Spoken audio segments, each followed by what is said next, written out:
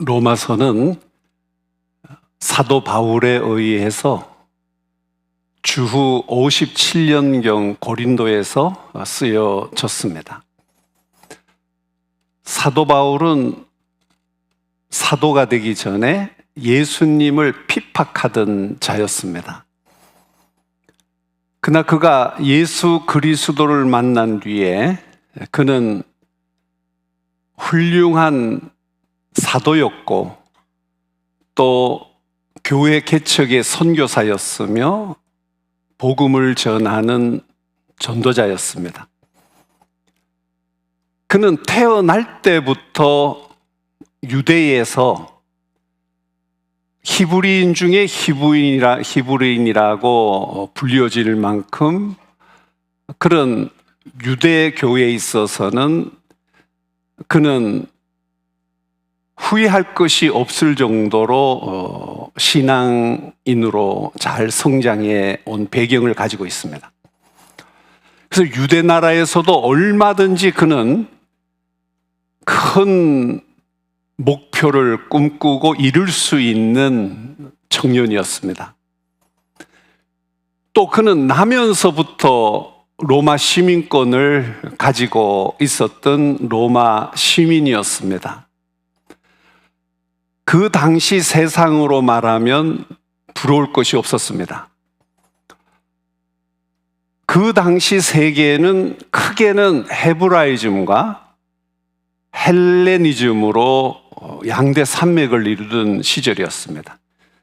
이스라엘이 그만큼 히브리 민족으로 중요했던 문화를 가지고 있었습니다. 또 그뿐만 아니라 그는 헬라 문화에도 능숙했고 아주 잘 갖춘 인물이었습니다. 세상적으로 말하면 얼마든지 그는 승승장구할 수 있는 그런 조건을 갖춘 인물이었다는 의미가 되겠습니다. 그러나 그는 늘 마음에 갈급함이 있었어요. 채우지 못하는 갈급함이었습니다. 그 이유는 유대교에 있었지만 유대교에서의 율법은 그는 다 지켜왔다고 고백을 합니다. 그러나 그것만으로는 허탈했습니다. 또 세계를 향하여 눈을 돌려보았지만 그 당시 로마는 이태리를 지나서 마케도니아로 또 중앙아시아를 넘으면서 유다 왕국이 있는 그곳까지 아주 계속해서 확장되어져 가는 제국이었습니다.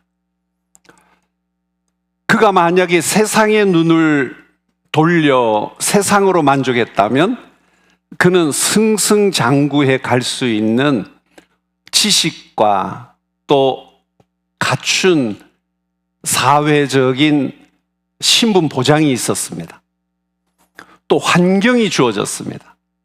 근데 왜 그렇게 공허해 했을까요? 성경에 보면 사도행전에서 로마 군인 한 백부장이 장교가 말합니다. 나는 돈을 많이 들여서 시민권을 샀다는 겁니다. 로마 시민권을 샀다는 거예요. 그 말의 뉘앙스는 로마는 정말 누릴 만한 것이 많은 나라라는 뜻이 되겠습니다. 그러니까 그렇게 했겠죠. 근데 바울은 한마디로 잘라서 말합니다. 나도 안다는 것입니다. 나는 나면서부터 로마 시민권자다. 이렇게 표현을 했습니다.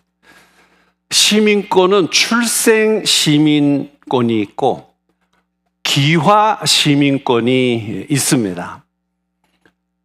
사도 바울은 출생 시민권자였는데 유대 나라든 로마 제국이든 그가 생각할 때에 영원하지 못하며 또 완전하지 못했습니다.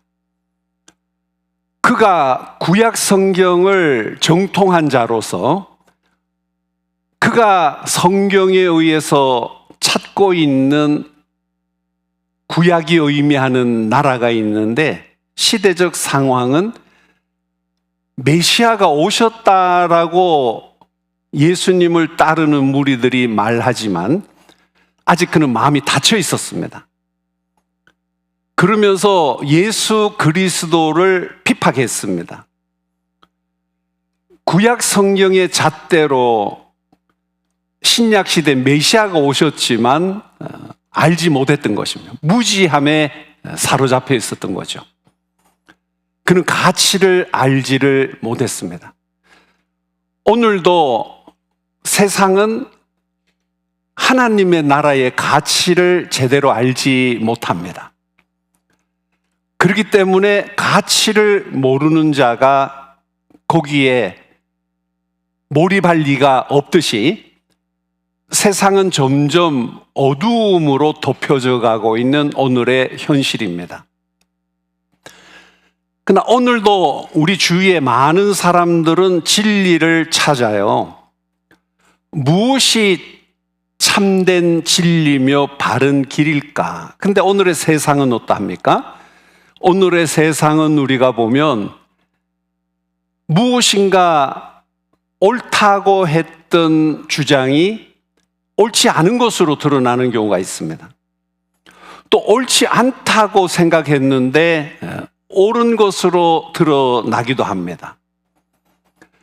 태양이 지구를 도는 것이 아니라 지구가 태양을 돈다. 오랫동안은 반대로 생각했습니다. 근데 그건 다 틀렸습니다. 작게는 이러한 데서부터 또 다양하기는 여러 면에서 세상은 혼돈스럽습니다. 이래서 오늘의 세상은 절대 진리는 없는가 보다, 또 없다라고 생각을 하고, 그렇기 때문에 우리는 자세히 알 수 없고 모든 것은 다양하다, 이런 면에서 다원주의를 주장하고 있습니다. 다원주의에 들어서면 참 진리가 없어도 됩니다. 그러니까 사람들은 구원에 대해서도 큰 관심은 없습니다. 자신들이 생각하는 구원이 구원의 전부라고 여기기 때문입니다. 그러나 하나님께서는 사도 바울이라고 하는 특별한 계시적 한 인물을 등장시킵니다. 그는 그 당시의 유대에 대해서도 나는 히브리인 중에 히브리인이요, 율법에 대해서는 흠이 없는 자로다. 그는 가말리엘의 엄격한 구약의 규범을 다 지켰다라고 표현을 했습니다. 그리고 그는 어디 가서 변론을 해도 당시의 헬라 철학이나 또 로마가 가지고 있는 가치관에 대해서 그는 탁월한 인물이었습니다. 그러나 거기에서 그는 도무지 만족이 되지 않았습니다. 무엇인가 더 위대한 세계가 있을 텐데 그가 접하는 세계는 전혀 그렇지 못했습니다. 그러던 중에 큰 사건이 그에게 일어납니다. 다메섹까지 가서 예수님을 따르는 자들을 체포하려고 가고 있었습니다. 그런데 갑자기 그 팔레스타인 지역의 태양열은 대낮에 대단합니다. 근데 정오의 태양빛보다 더 강렬한 태양빛이 비추더니 자기는 무엇인가를 보게 되었습니다. 또 음성을 들었습니다. 그래서 그는 까무라지면서 주여 누구시오니까? 라고 묻습니다. 그때 주님이 말씀하십니다. 나는 내가 핍박하는 예수다 라고 말씀을 하시는 거예요. 그는 예수님을 만나게 됩니다. 그리고 거기에서 놀라운 경험이 일어나고 그는 육신의 눈은 멀어버리고 맙니다. 같이 가던 동행자들에게 이끌려 그는 앉을 곳을 찾아 있을 때 우리 주님께서는 아나니아라고 하는 한 사람을 동원시키셔서 사도 바울이 되는 사울에게 가라고 하십니다. 당연히 아나니아는 반문을 합니다. 주여, 그는 예수님을 따르는 무리들에게 혹독한 잔인한 일들을 해왔습니다. 제가 어떻게 그 사람에게 가서 기도를 해줄 수 있겠습니까? 그러나 주님께서는 가서 안수 기도를 하라. 그는 내가 쓰기 위해서 준비된 그릇이라고 말씀하십니다. 무엇이 준비된 그릇이었을까요? 온 세상이 오늘날도 질문합니다. 무엇이 진정한 가치입니까? 무엇이 진정한 의미의 세상에서 우리들이 붙들어야 할 그런 진리들입니까? 찾는 이들이 많습니다. 근데 사실은 사도 바울과 같다는 것입니다. 이것은 마치 의심 많은 예수님의 제자 토마가 온 세상이 궁금해했던 것과 같아요. 정말 예수님이 부활하셨어요? 그러면 나는 확인하지 않고는 믿지 못하겠어요. 나는 그분의 손에 못자국을 손을 한번 넣어보고 또 허리에 자국에도 손을 넣어서 내가 본 그 모습을 확인하고야 나는 인정을 하겠어요. 바로 온 세상이 궁금해하는 면입니다. 우리 주님께서는 의심 많은 토마에게 나타나셔서 토마스, 봐라. 한번 넣어봐라.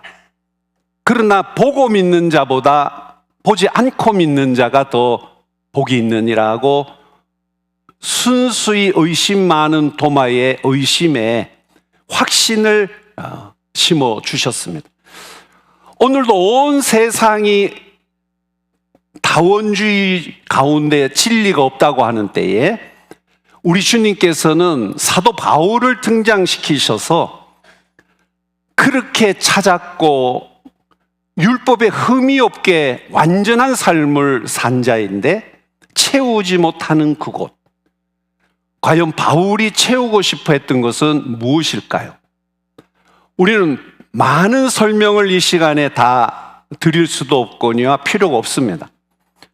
바로 사도 바울은 다른 왕국을 발견했다는 것입니다. 다른 왕국은 바로 하나님의 나라였습니다. 그는 유대는 역시 나면서부터 유대인으로 시민권자요, 로마도 나면서 시민권을 가졌던 자로서 자기의 시민권이 또 있다는 것입니다. 그가 발견한 시민권입니다. 그 시민권은 하늘에 있다는 것입니다. 바로 하나님 왕국에, 로마 왕국이 아니고 유다 왕국이 아니고 하나님 왕국에 있는 시민권인데, 그 나라는 영원한 나라라는 것입니다. 그곳의 왕은 완전하신 왕이라는 것입니다. 그리고 그 왕은 공의의 왕이라는 거예요. 그리고 그 왕은 창조하신 주인이시라는 것입니다. 바로 사도 바울을 통해서 오늘도 우리 주님께서는 세상을 향해서 선포하십니다. 이렇게 발견할 수 있는 완전한 나라가 있다. 구약 시편에도 끊임없이 추구하는 것은 영원한 나라입니다. 다윗도 영원한 나라에 거하기를 원했습니다. 사도 바울은 이 비밀의 세계를 발견했어요. 그래서 오늘도 우리는 우리가 살아가는 세상, 대한민국 시민들, 국민들이죠. 우리는 주민등록증이 시민권과 같은 거잖아요. 가지고 삽니다. 또 좀 잘 사는 분들은 또 자기 나라 자랑을 많이 하겠죠. 선진국도 있고 여러 나라들이 있겠습니다. 그러나 하나님께서는 우리들에게 여러 가지로 공평하지 못한 면이 많고 억압당하는 이들이 많고 죽어가는 죄 없는 이들이 많이 있음에도 불구하고 혼돈스러운 세상, 그 세상을 공중의 권세 잡은 자를 따르는 불순종의 영이 잡고 있다고 표현하고 있습니다. 우리는 이러한 세상에서 기쁜 소식을 전해 들었습니다. 바로 예수님을 만나는 기쁜 소식입니다. 오늘 이 자리에 오신 분들도 다 예수님을 만나신 분들이 대부분이시고, 혹 아직까지 영적으로 성령의 중생을 경험하지 못한 분들이 혹 있을 수도 있겠습니다. 그러나 절망할 필요가 없습니다. 우리는 예수 그리스도를 개인적 구세주로 영접하는 순간 하나님께서 주시는 은혜의 세계에 들어가기 때문입니다. 이 은혜의 세계는 하나님께서 복음을 선포해 주심으로 우리들에게 알려주신 세계라는 것을 우리는 알 수 있습니다.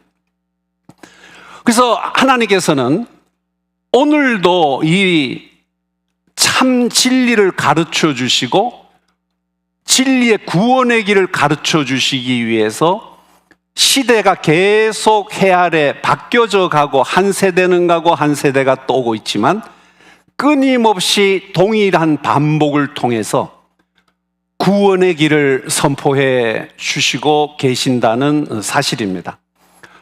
이것은 우리가 예수님의 지상 명령을 통해서 알 수 있습니다. 바로 우리들이 마가복음이 먼저 쓰여진 성경책으로 복음서에서 이해가 된다면 분명히 우리는 마가복음에서 찾을 수 있습니다. 복음서 중에 시작부터 이 소식을 전하는 것이라는 거죠. 마가복음 16장 15절에서 예수님께서는 말씀하십니다. 너희는 온 천하에 다니며 만민에게 복음을 전파하라고 하십니다. 복음을 전파하도록 해라. 이 복음을 전파하라는 말씀 때문에 오늘도 끊임없이 복음은 전해지고 있습니다. 그리고 복음이 전해지는 곳마다 그 말씀을 듣는 자들에게는 하나님께서 구원의 은총을 베풀어 주시는 하나님의 사랑이 이미 온 세상에 가득 찼습니다. 여기에는 우리 사람들의 능력만 우리 주님께서 사용하라는 것이 아니었습니다. 우리 주님께서 보내실 성령, 약속하신 성령이 오실 텐데 성령이 오시면 능력을 받아서 증인이 된다는 것입니다. 이것이 사도행전 1장 8절의 말씀입니다. 오직 성령이 너희에게 임하시면 너희가 권능을 받고 예루살렘과 온 유대와 사마리아와 땅끝까지 이르러 내 증인이 되리라. 우리 주님이 말씀하신 겁니다.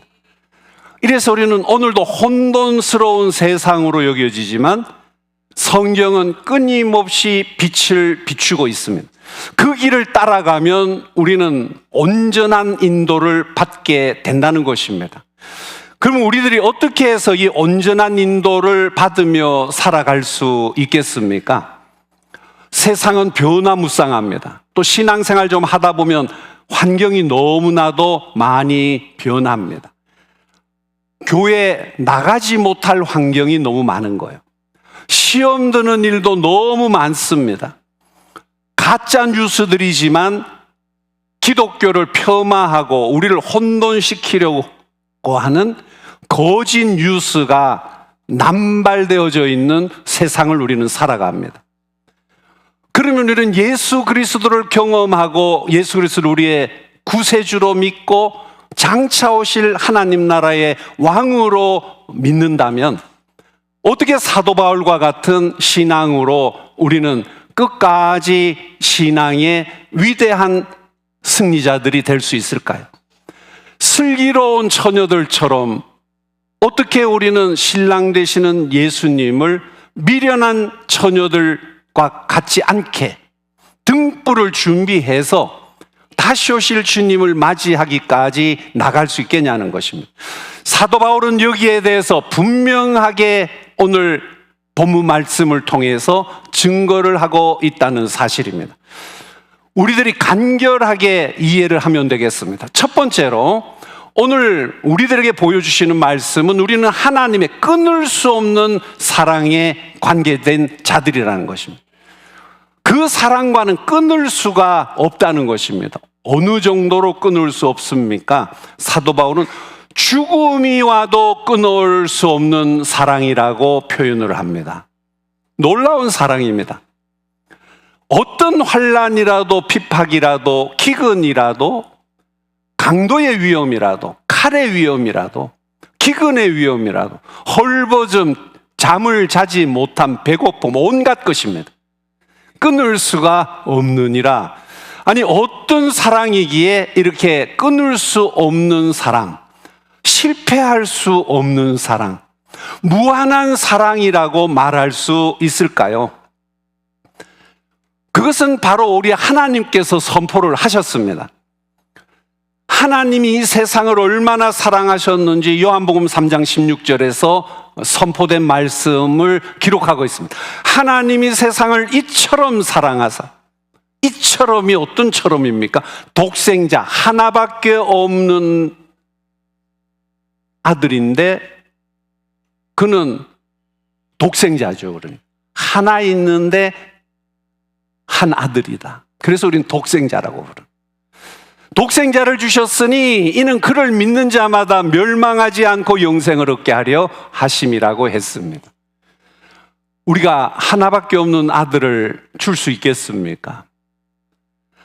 하나님께서 그 선포와 함께 작정하신 구원의 선포는 시대가 흘러오면서도 다 이해할 수가 없었습니다. 그러나 그 중에도 깨닫는 이들이 있었습니다.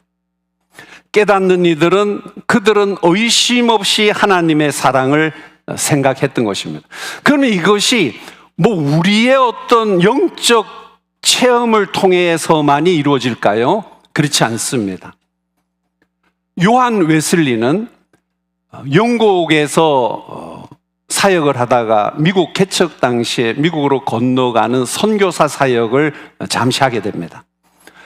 그는 명문가였고 명문가의 집안에서 성장했고 또 신학적 지식이 풍부했으며 사회 신분적으로도 존경받는 그런 인격자였습니다.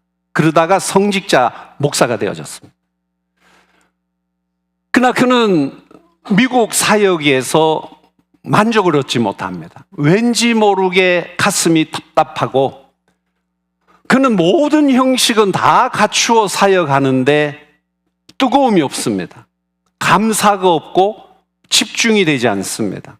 고민을 합니다. 그러던 중에 그는 회심을 하게 되어지죠. 동기는 이야기거리가 있습니다. 어느 작은 교회에 들어가서 고통스러워하다가 예배를 드리던 때에 그는 초라해진 자기 모습으로 예배에 참석했는데 성령께서 강하게 그를 덮어주십니다. 그는 말로 다 할 수 없는 눈물이 계속 흐르면서 성령의 갱생케 하시는 경험을 하게 됩니다. 리제너레이션. 그 경험을 하고 나서 그는 변화되어집니다. 얼마나 변화되어졌는지 그는 하나님이 인도하시고 하나님이 함께 하시는 은혜를 따라서 오늘에도 너무나도 그 사상을, 신앙 사상을 전수받아서 이어지는 큰 교단들이 있고 또 웨슬레안 교단이 또 따로 있습니다. 여러 교단들이 생겨져요. 바로 성령께서 함께 하실 때에 이러한 놀라운 일들이 일어나는 것이죠. 그래서 예수님께서 말씀하셨습니다. 우리 힘으로만 하는 것이 아니라는 것입니다. 우리도 사도 바울도 그렇게 경험했듯이 우리들도 성령이 인도하심을 경험할 수 있습니다. 그래서 우리가 기도를 해야 되는 거예요. 또 우리들이 진리를 사모해야 하는 것입니다. 예배를 소중히 여겨야 하는 거예요. 하나님과 끊어질 수 없는 관계에 관계된 자, 거기에는 충만함이 필요한데, 관계는 되어졌는데 우리들도 어떠합니까? 생명은 지금 하나님이 주신 생명으로 있어도 어떤 때는 여러 가지가 필요합니다. 쉼도 필요할 때가 있고, 열심히 노력도 해야 할 때가 있고, 또 힘에 지나치게 집중해야 할 때도 있습니다. 또 우리는 배가 고플 때, 또 육신의 양식을 우리들이 가져야 또 에너지를 얻습니다. 마찬가지입니다. 하나님과 관계된 자들이지만 우리가 영적으로 주시는 은혜의 세계에 연결되지 않으면 우리도 시름시름 아파가기도 합니다. 허기져서 몸이 쓰러지는 경우도 있습니다. 더러는 또 원치 않는 아픔으로 고통을 누릴 때도 있습니다. 마찬가지라는 것입니다. 우리는 영적, 육적으로 전적인 인간이 되어서 살기 때문입니다. 그러나 우리는 우리 힘으로만 살아가지 않는다는 사실을 기억해야 하겠습니다. 하나님의 사랑 가운데 우리는 인도받는 자들이라는 것입니다. 두 번째로, 우리는 예수님의 은혜로 환난을 이길 수 있는 자들입니다. 어려움을 우리 이겨낸다는, 사도 바울은 여기에 대해서 오늘 본문에서 여러 면으로 표현을 했습니다. 사랑에서 끊을 수 없느니라 라고 표현했고, 어떠한 환난을 당하고 죽음이 우리 앞에 가로막을지라도 우리는 막히지 않는다는 것입니다. 그래서 그는 우리들은 다 이길 수 있다라고 표현합니다. 37절 오늘 본문 말씀에서, 그러나 이 모든 일에 우리는 사랑하시는 이로 말미암아 우리가 넉넉히 이기느니라고 표현되었습니다. 여기에 넉넉히 이긴다는 표현을 영어 성경 NIV 버전에서는 우리가 더 위대한 conquerors라고 표현합니다. 우리가 더 위대한 정복자들이다라고 표현을 했습니다. 대부분의 영어 성경은 여러 성경을 인용하지만 이 37절에 관해서는 NIV 성경을 선호합니다. 로마의 수많은 정복자들, 장군들이 개선문을 세우고 환영을 받으며 퍼레이드를 벌이면서 온 로마 시민, 그 당시에 10만 명이나 모입니다. 어마어마한 숫자죠. 그 영광과 환영 속에서 승리자들인데, 우리들이 더 승리자들이다, 넉넉히 이기는 자들이다. 무슨 의미일까요? 하나님 왕국의 승리자들, 우리들이 다 그런 어떠한 것도 우리를 방해하지 못하고 그 관계에서 끊을 수 없는 이 비밀의 세계가 있다는 것입니다. 오늘도 이 길을 따라가는 자들은 하나님의 인도받으며 기쁨으로 살아갑니다. 한 작은 도시에 90세 된 할아버지가 늘 웃음을 머금고 교회에 충성하며 신앙생활을 하고 있었습니다. 어느 날 목사님은 너무 늘 싱글벙글이어서 핵심을 한번 짚어봐야 되겠다는 생각이 들었는지 그분을 향해서 당신은 예수님을 믿습니까? 라고 한번 물어봤답니다. 당연히 교회 다니는데 왜 물어봤을까요? 그랬더니 그 90세 할아버지는 말하더랍니다. 목사님, 그보다 더 중요한 것이 있습니다. 그러면서 환한 얼굴로 젊은 목사의 손을 꼭 힘주어 잡고는 쳐다보더랍니다. 오히려 목사님이 놀랐습니다. 그게 뭔데요? 뭡니까? 예, 제가 지금까지 살아오는 동안 늘 그분은 먼저 저를 사랑했습니다. 여기까지 오는 동안 늘 그분이 먼저 사랑하셨습니다. 믿느냐는 질문에 사랑으로 답을 하는 거예요. 늘 그분이 먼저 사랑했습니다. 너무 행복합니다. 너무 우리 하나님의 은혜에 감사하고 있습니다. 그렇습니다. 하나님께서는 우리를 위해서 먼저 한 걸음 앞서 가시면서 우리를 사랑해 주시는 분이시라는 의미가 되겠습니다. 하나님께서는 우리를 사랑하신다고 확증하셨습니다. 로마서 5장 8절에 보면 하나님께서 우리를 얼마나 사랑하시는지 아직 죄인 되었을 때, 우리가 죄인 되었을 때인데 그리스도께서 우리를 위하여 죽으심으로 하나님께서 우리를 향하신 자기의 사랑을 확증하셨느니라, 확증하셨다라고 말씀했습니다. 오늘 의심하는 분들은 없으시겠죠?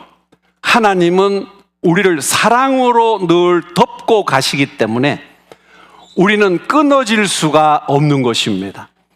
관계적으로도 끊어질 수 없지만 어떠한 위협 속에서도 우리는 단절될 수 없는 자들이라는 것입니다. 오늘 하나님께서는 여러분들을 사랑하십니다. 사도 바울을 사랑하셨듯이 여러분들을 사랑하시고 그 90된 노인을 사랑하셨듯이 여러분들을 사랑하시는 줄 확신하시기 바랍니다. 마지막으로 세 번째로 우리는 성령의 능력으로 목표를 이룰 수 있는 자들입니다. 성령은 우리를 감동시키십니다. 그리고 성령의 사역 중에 견인의 사역이 있습니다. 마치 우리가 견인차 생각해 보시죠. 견인차가 와서 고장난 차를 꽉 붙들면 고장난 차는 엔진이 필요 없습니다. 이제 휘발유도 필요 없습니다. 동력이 필요 없습니다. 그 차가 한국말로 퍼졌다 그러잖아요. 고장났다. 엔진이 시동이 안 걸려요. 죽었다 이 말이에요. 근데 견인차가 와서 딱 붙들고 가면 살릴 수 있는 정비소로 들어갑니다. 성령은 견인하시는 능력을 가지신 하나님이시기 때문에 성령이 우리를 붙들어 주시고 견인해 주실 때 우리는 결단코 그 견인이 얼마나 강력한지 끊을 수 없는 관계가 되어진다는 것입니다. 바로 하나님의 사랑에 보혜사로 오신 성령께서 붙들어 주심으로 우리는 저 하나님의 왕국의 시민으로서 하나님 나라까지 인도받게 되는 줄 믿으시기를 바랍니다. 그래서 우리 주님께서는 너희들이 차라리 가만히 있어라, 떠나지 말아라. 사도행전 1장 8절에서 오직 성령이 임하시면 너희가 권능을 받고라고 표현했습니다. 가만히 있어라. 성령이 견인하신다. 견인하시는 성령께서는 로마서 8장 26절에서 말씀하십니다. 이와 같이 성령도 우리의 연약함을 도우시나니 우리는 마땅히 기도할 바를 알지 못하나 오직 성령이 말할 수 없는 탄식으로 우리를 위하여 친히 간구하시느니라. 그러니까 우리가 참 요즘 기도하기 어렵습니다. 그렇지만 우리 기도합시다. 지금은 기도가 점점 줄어가고 있기 때문에 우리 삶의 기적을 경험하기 어렵습니다. 뭐 기적이 대단한 초자연적인 거야만 기적입니까? 우리는 하루에도 얼마든지 개인적으로 경험할 때 내 힘을 초월하면 기적 아닙니까? 그렇게 표현하면 되잖아요. 내 힘을 초월한 일이 이루어졌으면 그거 우리는 기적인 거예요. 믿는 성도들에게는 이런 권능이 따른다, 기적이 따른다라고 마가복음에서 말씀했습니다. 이렇게 우리를 인도하시는 성령께서 기도하시기 때문에 우리 성도님들도 기도하셔야 됩니다. 간절히 기도 소리가 있는 곳에 가서 기도하면 더 기도가 뜨거워집니다. 제가 지금 계속 교회에 머물질 못한 아쉬움인데 그러나 또 노력을 하겠습니다. 또 우리 다음 주 오후에는 제가 우리 선교지와 또 미국의 선교적 기반을 준비하는 성령님이 인도하시는 사역에 대해서 이 선교 보고를 좀 드리려고 합니다.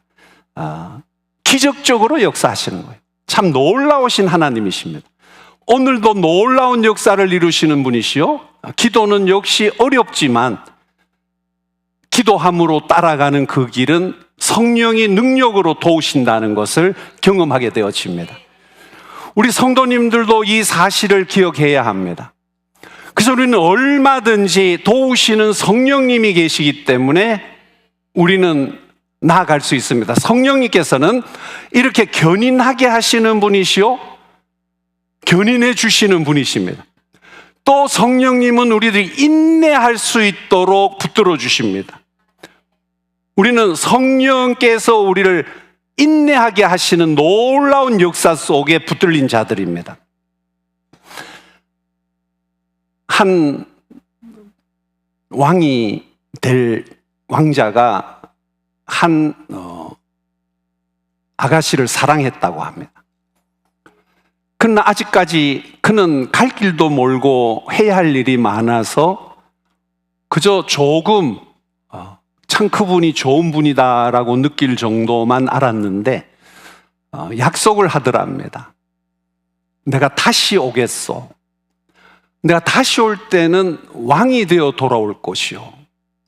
근데 아직은 그 청년은 왕처럼 보이지도 않았고 왕자처럼 보이지도 않았어요. 그러나 아가씨는 믿었습니다. 왠지 모르게 믿고 싶은 거예요. 세월이 지납니다. 주위의 친구들이 말합니다.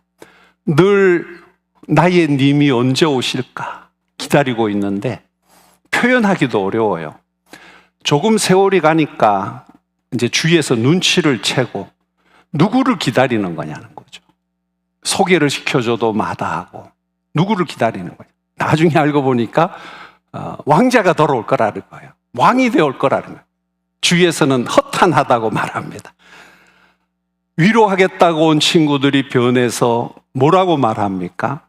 왕은 너를 잊은 지 오래일 것이고 정말 그가 왕이 되었다면 너를 기억할 자가 아닐 거야. 그래야 왕이 되는 거야. 어리둥절해졌습니다. 근데 이유는 한 가지라는 거예요. 그가 편지를 써줬다는 거예요. 약속의 편지를 주고 갔다는 거예요. 돌아오겠다고. 여인은 의심이 갈 때마다 약속의 편지를 끄집어내어서 읽었다고 합니다. 여러 해 좀 더 지난 후에 왕이 돌아왔어요. 왕이 되어서 돌아왔어요. 여러분들, 우리 주님이 만왕의 왕으로 오신답니다. 근데 지금은 다 웃는 거예요. 난 크리스찬입니다. 만왕의 왕 주님이 오십니다. 그분이 나에게 약속의 편지를 주셨습니다. 그럼 주위에서 웃어요. 어디서 오는데요? 하늘나라에서 오신대요. 더 안 믿습니다. 불신의 세상입니다. 불순종하는 영이 공중의 권세를 잡았기 때문에 공중의 권세 잡은 자에 의해 우리는 휘둘리고 살아갑니다. 방향 감각을 잃어버렸습니다. 인생이 어디서 와서 어디로 가는지를 알지 못해요. 그러나 사도 바울은 오늘 로마서 8장을 통해서 말씀합니다. 우리들은 반드시 우리의 시민권이 하늘에 있는지라 우리는 그 어떠한 환난이 있고 그 어떠한 불신앙으로 흔들어대더라도 흔들리지 않는 이유가 있다. 바로 예수 그리스도께서 주신 약속 때문이라는 것입니다. 바울도 약속을 믿었습니다. 우리 주님께서는 우리 믿는 모든 크리스찬들에게 약속의 편지를 주셨어요. 그것을 우리는 성경이라고 말합니다. 구약은 옛 약속입니다. 옛 약속은 전부 다 무슨 소리를 내고 있냐면 메시아가 오신다는 겁니다. 구원자가 오신다는 겁니다. 구원자가 오셨어요. 이제는 다시 새로운 약속을 우리에게 주신 것이 신약은 새로운 약속이잖아요. 신약 성경입니다. 다시 오신다는 것입니다. 오늘도 이 믿음을 가지고 인내하며 살아가는 자들, 성령께서 견인해 주시는 줄 믿읍시다. 성령께서 기다릴 수 있게 해주시는 줄 믿으시기 바랍니다. 이 믿음을 가진 자들이 우리 주님이 왕으로 다시 오심을 볼 것입니다. 오늘 세상들이 조롱해도 상관없습니다. 오늘 세상 사람들이 우리를 무시해도 상관없습니다. 저 사람들 미쳤다라고 해도 염려 마십시오. 여러분들이 믿는 하나님이 진정으로 약속을 이루실 미쁘신 하나님이심을 믿으시면 다시 오심을 믿으시는 성도 되시기를 축원합니다.